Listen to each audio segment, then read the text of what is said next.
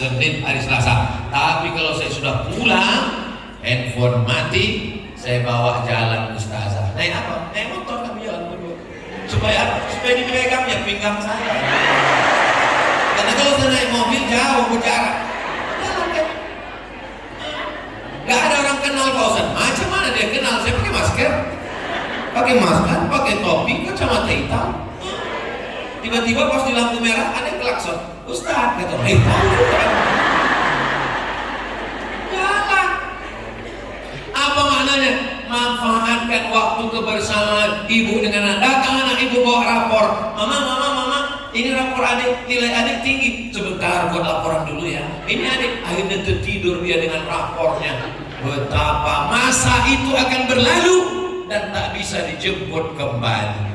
Jangan sampai nanti dia sudah tua, udah besar. Akhirnya apa kata ibu? Kalaulah dulu nasi sudah jadi tai ayam. Mestinya anak paling dekat dengan bapaknya apa ibunya? Dengan ibu. Dia numpang di kandungan perut siapa? Kenapa perut ibu yang dipilih Allah? Kenapa bukan perut DPD? Padahal kalau cerita besar lagi perut orang ini.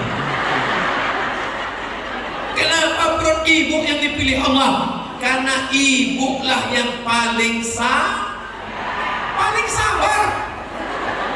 Ibulah yang dipilih Allah untuk menanggung wahnan ala wahnin, paling sabar. Coba kalau laki-laki disuruh hamil,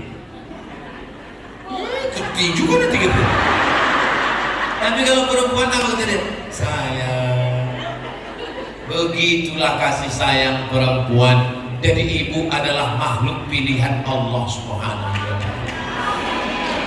Ya Rasulullah, izinkan aku perang. Aku mau masuk surga. Siapa yang mati jihad masuk surga. Alaka min ummin, mak kau masih hidup? Ya. Ada mak kau di rumah? Ada. Apa kata Nabi SAW? Urus tapak kakinya fathamal jannah.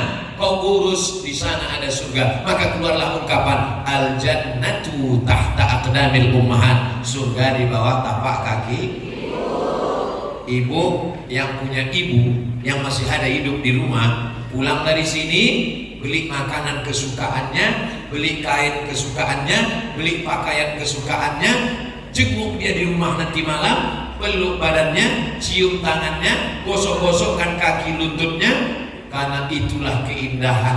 Kalian tidak merasakan kehilangan sampai nanti dia diambil Allah Subhanahu wa ta'ala. Kalau ibu sayang sama anak ibu, kalau ibu sayang dengan emak ibu, insya Allah anak-anak ibu pun juga nanti akan berbakti kepada ibu, insya Allah. Dulu kalau saya pulang dari Aceh, saya akan tunjukkan ke emak saya, ini namanya rencong ma, ini namanya kain Aceh ma, ini namanya cincin batu dari Aceh. Sekarang tak lagi bisa diceritakan karena orangnya sudah tidak ada. Maka ibu, buatlah anak itu jangan sampai putus kontak. Ustaz, ini anak saya ini curhatnya sama pacarnya, sama kawannya di kampus. Kok bisa anak itu lebih dekat sama kawannya daripada sama ibu? Berarti ibu dengan dia selama ini ada jarak.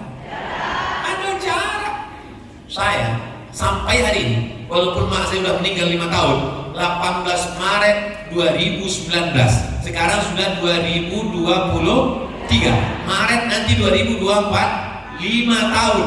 Tapi kalau saya makan enak, tetap saya ingat yang pertama dia.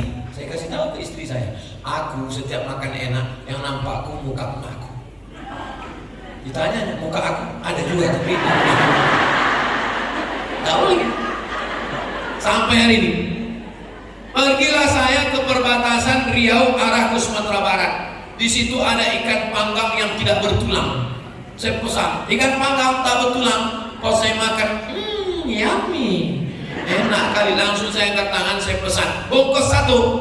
Setiap makan enak bungkus 1. Maksud saya bungkus 1 itu mau dibawa pulang. Baru saya ingat, oh ya udah meninggal dia. Ini sekarang banyak ibu-ibu pesan sama anaknya, nanti kalau kau ke pasar tolong belikan mama bakso mie ayam ya. Iya, 3 hari baru dia ingat. Yang lalu tak dapat diulang lagi, tapi yang akan datang kita perbaiki insyaallah. Amin ya rabbal. Tadi